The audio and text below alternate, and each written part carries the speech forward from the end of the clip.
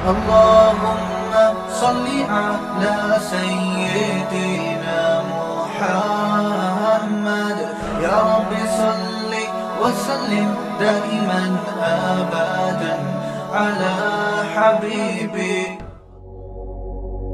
اچھا میرے بھائی، اور پھر اس میں ہمیں ایک بہت اہم سبق کیا ملتا ہے؟ اللہ نے مجاہدین کے بارے میں فرمایا، اللہ نے جو لوگ اللہ کے راستے میں لڑتے ہیں ان کی جان اور مال کو جنت کے بدلے میں خرید لیا ہے.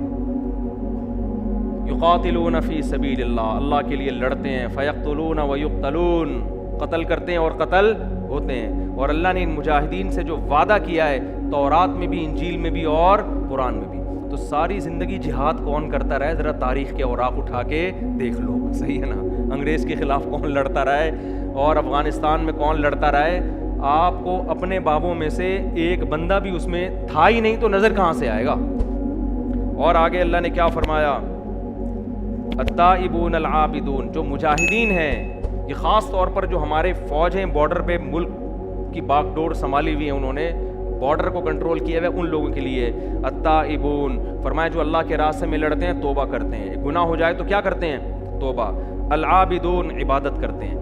اللہ کے راستے میں ایک دن کا روزہ 1 سال کے روزوں کے برابر ہے. تو جو ہمارے فوجی سمندروں میں یا بارڈر پہ جب ان کی تشکیل ہوتی ہے نا میدان بارڈر پہ، تو ان کا 1 دن کا روزہ کتنے روزوں کے برابر ہوگا؟ 1 سال. اس لیے مجاہدین کو عبادت کی اہمیت زیادہ ہے، مجاہدین کے لیے ثواب بھی زیادہ ہے اور اہمیت بھی زیادہ ہے، کیونکہ نہیں کریں گے تو اللہ سے تعلق اگر کم ہوگا تو پھر آپ دشمن کے سامنے ٹھہر نہیں سکتے. الحامدون، اللہ کی حمد و ثنا کرتے ہیں. السائحون، اور روزے رکھتے ہیں.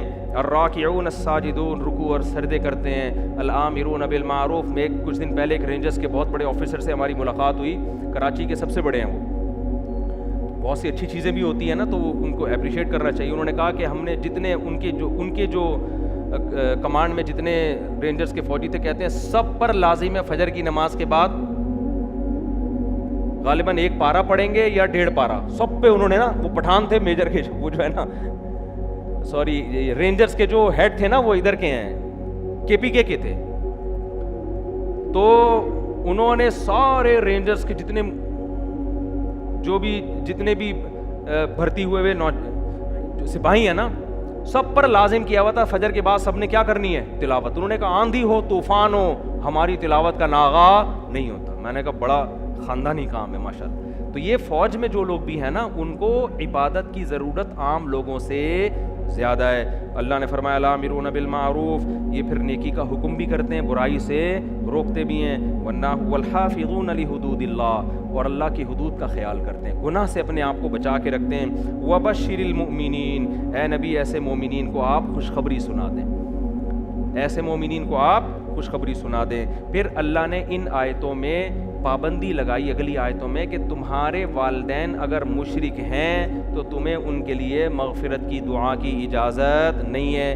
پھر ایک اشکال کا اللہ نے جواب دیا کہ ابراہیم علیہ السلام نے تو اپنے باپ کے لیے دعا مانگی تھی، تو اللہ نے فرمایا کہ وہ اس وقت مانگی تھی جب اللہ نے پابندی نہیں لگائی تھی. جب اللہ نے پابندی لگا دی تو ابراہیم علیہ السلام نے اپنے والد کے لیے دعا نہیں مانگی. آج بعض علماء کہتے ہیں کہ وہ ابراہیم علیہ السلام کے جو والد جن کا قرآن میں ذکر آتا ہے آزر، وہ والد نہیں چاچا تھے. یہ بالکل غلط بات ہے، اس کی کوئی دلیل نہیں ہے. وہ ابا ہی، قرآن جگہ جگہ ان کو ابا کہہ رہا ہے، باپ کہہ رہا ہے، تو پھر مان لو باپ ہے تو خام خام میں تعویل کر کے کہ چاچا کی طرف لے کے جانا، اس طرح تو قرآن کی آیتوں کا ایک کچھ بھی گھما گھما کے لوگ کہاں بھی لے کے جائیں گے. تو واضح طور پر ہے ابھی ہی آزر، اپنے باپ آزر سے کہا. تو یہاں بھی قرآن کہہ رہا ہے کہ اپنے والدین کے لیے دعا نہیں مانگ سکتے.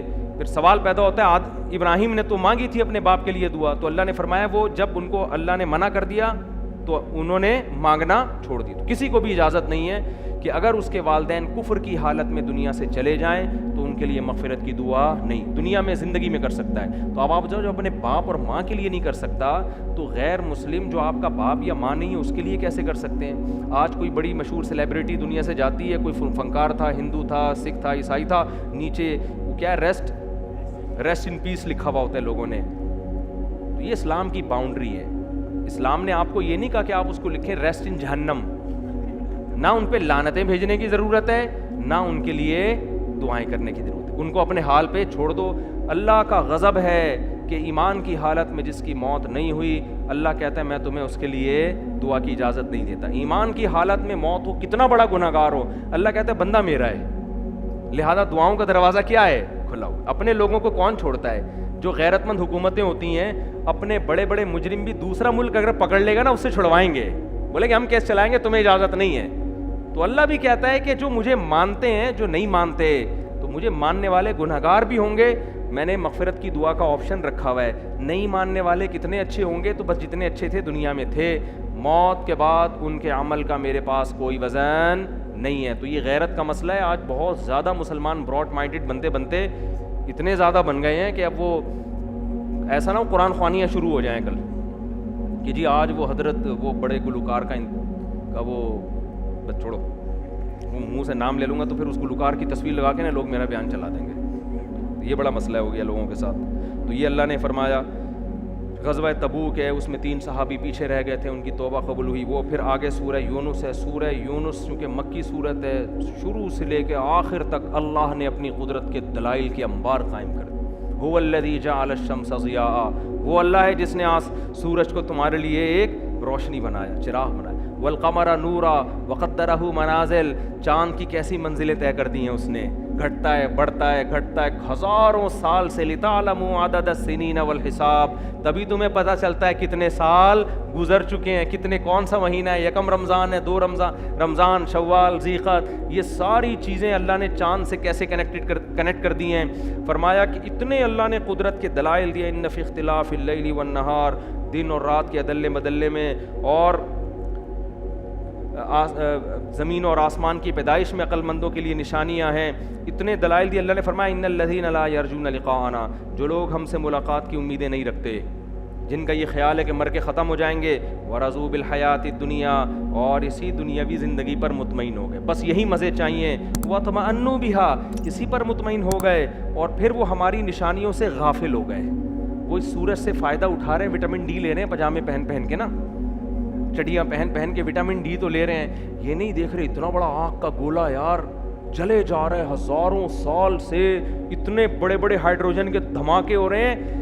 سائنسدان پریشان ہے, اتنا ایندھن اس میں آ کہاں سے رہا ہے, کیا ہو رہا ہے, کس نے بنایا, اتنی آگ ہے اس کے اندر. آپ اسٹیل مل کو تو ویسے بھی بھول گئے ہو, مزید بھول جاؤ گے آپ. اسٹیل مل کو تو گورنمنٹ بھول گئی تھی, اب اسٹیل مل میں تھوڑے دنوں کے بعد مل رہ جائے گی, اسٹیل کیا ہو جائے گی, ختم. حقیقت ہے, صرف مل رہ جائے گی, اسٹیل ہو جائے گی.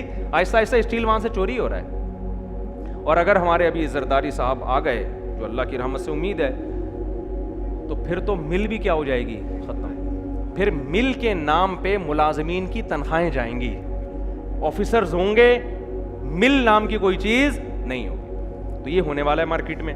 اچھا میرے بھائی, تو اللہ نے فرمایا کہ جو ہماری نشانیوں سے غافل ہو گئے, ہم سے ملاقاتوں کی امیدیں نہیں ہیں, اولئک مأواہم النار, ان کا ٹھکانہ آگ ہے, ان اعمال کی وجہ سے جو یہ دنیا میں کیا کرتے تھے. اس کے برعکس کچھ لوگ ہیں جو ایمان لائے کہ اللہ ہم مانتے ہیں موت کے بعد زندگی ہے, صرف ایمان کافی نہیں ہے, وعاملوا الصالحات, پھر اعمال کو بھی انہوں نے کیا کر دیا, درست کر دیا. یہدیہم ربہم بایمانہم, اللہ ان کے ایمان کی برکت سے ان کو سیدھا راستہ دکھاتا چلا جائے گا. جو ایمان میں نہیں ہے وہ غلط ٹریک پر چلتے. آج تو یہ آیت ایسے واضح ہے نا, جا کے دیکھو یورپ میں جو قوانین بن رہے ہیں, آدمی حیران ہو جاتا ہے یار تمہیں ہو کیا گیا. تو اللہ کہتے ہیں جو ایمان لائے گا سیدھا راستہ دکھاتے چلے جائیں گے, اور پھر ایسے باغات میں داخل کریں گے جن کے نیچے نہریں بہتی. بھی میرا لاہور میں جانا ہوا, سیالکوٹ, لندن سے ایک بہت بڑے تاجر آئے ملنے کے لیے, بڑی اچھی باتیں کر رہے تھے. بعض لوگ ایسے سادہ ہوتے ہیں نا, ان کی باتوں میں بناوٹ نہیں ہوتی. مجھے کہنے لگے, میں پتہ نہیں 20-40 سال سے لندن میں ہوں, کہنے یار مفتی صاحب مجھے جنت کا اتنا شوق ہے نا, بس مجھے دعا کرو اللہ مجھے مار کے جنت میں بھیج دے. بڑی سیدھی باتیں کر رہے تھے نا. میں نے کہا ماشاءاللہ, اللہ کرے یہ جذبہ ہم میں بھی پیدا ہو. کہہ رہے ہیں یار مجھے جنت میں جو بار بار اللہ قرآن میں کہتے ہیں نا, تجری من تحتہا الانہار, کیسے محلات دوں گا ان کے نیچے نہریں بہتی ہوں گی. کہہ رہے مجھے اللہ کا یہ انداز بہت پسند آتا ہے. واقعی جہاں اللہ, جنت کہتے ہیں باغات کو, جہاں اللہ باغات کا تذکرہ کرتا ہے اپنے نیک بندوں کو دوں گا, ہمیشہ اللہ کہتا ہے تجری من تحتہا الانہار, ان باغات میں آبشاریں اور چشمے ہوں گی بہتے ہوئے. وہ باغ جس میں آبشاریں نہ ہوں اس باغ میں لذت نہیں ہوتی. آپ کبھی گرمیوں کے دنوں میں ناران کاغان کی طرف جاؤ جب بارشوں کا سیزن ہو, ایسے پیارے بل کھاتے چشمے اور اتنے خوبصورت باغات. تو اللہ اپنے نیک بندوں سے جہاں بھی جنت کی بات کرتا ہے ساتھ میں اللہ کیا کہتا ہے, تجری من تحتہا الانہار, ان کے نیچے کیا بہتی ہوں گی, نہریں بہتی ہوں. تو کہہ رہے ہیں مفتی صاحب بس دعا کرو اللہ ایمان پہ موت. داڑھی تھی نہیں ان کی, میں نے کہا داڑھی تو رکھ لو اللہ کے مانگے, اتنا جنت میں جانے کا شوق ہے, وداؤٹ داڑھی جاؤ گے کیا؟ وہاں جا کے اللہ نہ رکھوائے وہ آپ کی مرضی, اللہ کہے تجھے یہ والا حلیہ پسند نہیں ہے تو وہاں تو جو چاہے کر جیسے چاہو گے, لیکن یہاں میں نے کہا کیا کر لو, تھوڑا عمل کو بھی تو فوکس کرو. لیکن یہ جذبہ بڑا اچھا لگا مجھے ان کا. آج جنت کے جذبے بھی کیا پڑ گئے ہیں, مان. تو اللہ کیسے بتا رہا ہے کہ جو ہم سے ملاقات کی امیدیں نہیں رکھتے نہ رکھیں, ان کی ہم سے ملاقات ہوگی بھی نہیں, آخرت میں ان کے ٹھکانہ برباد ہے. اور جو ہمارے وعدوں پر یقین رکھتے ہیں, ہماری نشانیوں سے غافل نہیں ہے, سورج دیکھ کے دلیل پکڑتے ہیں واقعی اس کا کوئی بنانے والا ہے. مور کے جب پھیلے ہوئے ہوتے ہیں اس کو دیکھ کے صرف اس میں دلچسپی نہیں لیتے بلکہ کہتے ہیں یقیناً اس کو کسی نے بنایا ہے. جب دیکھتے ہیں کہ مرغی اپنے بچوں کی کیسے حفاظت کرتی ہے اور طاقتور جانوروں سے کیسے لڑتی ہے, کہتے ہیں کوئی ہے جس نے اس کے دل میں ان بچوں کی ممتا رکھی ہے. ایک ایک چیز سے دیکھ کر وہ خدا کے وجود پر ایمان لے کر آتے ہیں. تو اللہ فرماتے ہیں ان لوگوں کے لیے جنت ہے جس کے نیچے نہریں بہتی ہیں. دعواہم فیہا سبحانک اللہم وتحیتہم فیہا سلام, اور اس میں ان کی دعا کیا ہوگی, سبحانک اللہ. جنت میں اللہ کا ذکر کرنے کا ایسا مزہ آئے گا جیسے آپ کو یہاں دیکھ کر ڈھکن ہٹنے اور ڈھکنے میں, اس دن بیان میں نے کہا تھا نا, اس سے زیادہ مزہ کس میں آئے گا, کیونکہ اللہ سے محبت ہوگی نا تو اس کا نام لینے میں مزہ آئے گا. اور اللہ فرماتے ہیں ملاقات کیسے ہوگی, تحیتہم فیہا سلام, سلام سے ابتدا ہوگی اور ملاقات ختم ہوگی. وآخر دعواہم ان الحمد للہ رب العالمین, ہر وقت اللہ کی تعریفیں کریں گے. آج اللہ کی تعریفیں انسان کرتا ہے ثواب کے لیے, جنت میں کرے گا مزے کے لیے, اس کو بار بار دل کرے گا کہ جس خدا نے اتنے احسانات کیے میں بار بار زبان سے اس کی تعریفیں کروں. تو یہ جنت کے اللہ نے اس میں نقشے کھینچے ہیں. سورہ یونس میں اپنی قدرت کے دلائل بیان کیے ہیں, بہت دلچسپ صورت ہے. ایک جگہ اللہ نے اتنے دلائل دیے, قل من یرزقکم, بس یہ آخری آیت, من یرزقکم من السماء والارض, بتاؤ آسمانوں اور زمینوں سے روزی تمہیں کون دے رہا ہے. کپاس بھی مٹی سے پیدا ہو رہی ہے, خربوزے بھی مٹی سے پیدا ہو رہے ہیں, آم انار انگور سب مٹی سے پیدا ہو رہے ہیں, آسمان سے بارشیں برس رہی ہیں. اللہ فرماتے کون دے رہا ہے, وَمَن يَمْلِكُ السَّمْعَ وَالْأَبْصَارَ, کون ہے جس نے تمہیں بینائی دی, کانوں کی سماعت دی اور آنکھوں کی بینائی دی ماں کے پیٹ میں, ایسے سافٹ ویئر لگا دیے جس سے تم دیکھ رہے ہو, اور ان کا مالک ہے وہ. کون ہے جو مردوں سے زندہ پیدا کر دیتا ہے, انڈے کو دیکھو بالکل بے جان ہے, روح نہیں ہے, تھوڑے دنوں میں ہارٹ بیٹ اس میں شروع. کون ہے جو ان مردوں سے زندہ اور زندوں سے مردہ پیدا کر رہا ہے. وَمَن يُدَبِّرُ الْأَمْرَ, اس پوری کائنات کی تدبیر کون کر رہا ہے, اس میں مینجمنٹ کس نے قائم رکھی ہوئی ہے. فَسَيَقُولُونَ اللَّهُ, اے نبی آپ جب ان سے یہ سوالات پوچھیں گے تو یہ پکار اٹھیں گے کہ اللہ کر رہا ہے. ان کے ضمیر کی آواز ہوگی کوئی ہے جو کر رہا ہے. وہ تو پھر کتابیں جب ڈاروین کی پڑھیں گے نا تو پڑھ کے پاگل ہونا شروع ہو جائیں گے, لیکن ان کے ضمیر کی آواز کیا ہوگی, وہ آواز یہ ہوگی کہ کون ہے, کوئی ایک ذات ہے جو یہ کر رہا ہے. آگے اللہ فرماتے ہیں فَذَلِكُمُ اللَّهُ رَبُّكُمْ, ذالک اشارے کے وقت اللہ فرماتے ہیں یہ ہے اللہ تمہارا پروردگار, یہ ہے.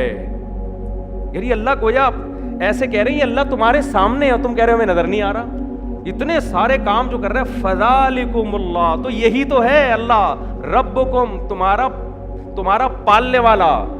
آگے اللہ فرماتے ہیں فَمَاذَا بَعْدَ الْحَقِّ إِلَّا الضَّلَالُ, بتاؤ اب حق کے بعد گمراہی کے سوا کیا رہ گیا. اب بھی تم اس اللہ کی توحید اور اس کی قدرت پر ایمان لا کے اس کے مذہب کو, اس کے دین کو فالو نہیں کرتے تو حق کے بعد تو گمراہی کے علاوہ اور کچھ بھی باقی نہیں بچتا. فَأَنَّا تُصْرَفُونَ, تو اس اسلام کو چھوڑ کر اور اس خدا کو چھوڑ کر تم کدھر پھرائے جا رہے ہو. کیا مطلب, گویا اللہ کہہ رہے ہیں ہمیں پتہ ہے تم خود نہیں چاہتے, تمہیں کوئی اور ہے جو سیدھے راستے سے ہٹا رہے. وہ میڈیا ہے, وہ ایتھیس لوگ ہیں, وہ ملحد لوگ ہیں, وہ مذہب دشمن لوگ ہیں, وہ شیطانی قوتیں ہیں, وہ تمہاری اپنی خواہشات ہیں. تمہارا اپنا ضمیر اور عقل تو یہی کہہ رہی ہے کہ یہی ہے, لیکن تمہیں یہاں سے کچھ طاقتیں ہیں جو ہٹا رہی ہیں. تو اللہ فرماتے ہیں ایسے رب کو چھوڑ کر تمہیں یہاں سے ہٹا کون سکتا ہے. تم اس پر مضبوطی سے قائم رہو، اور جو تمہیں ہٹانے کی کوشش کرے بول دو ذالکم اللہ. لوگ کہیں گے نا اللہ نظر نہیں آتا، ہم کہیں گے ہمیں تو نظر آ رہا ہے. ذالکم، اللہ کہتے ہیں یہی تو ہے جو یہ سب کچھ بنا رہا ہے. مفتی طارق مسعود صاحب کے بیانات سننے کے لیے youtube.com/مفتی طارق مسعود کو سبسکرائب کریں، اور اگر آپ لائیو ویڈیو کو کبھی بھی مس نہیں کرنا چاہتے ہیں تو سبسکرائب کرنے کے بعد بیل آئیکن پہ کلک کرنا مت بھولیں. جزاک اللہ.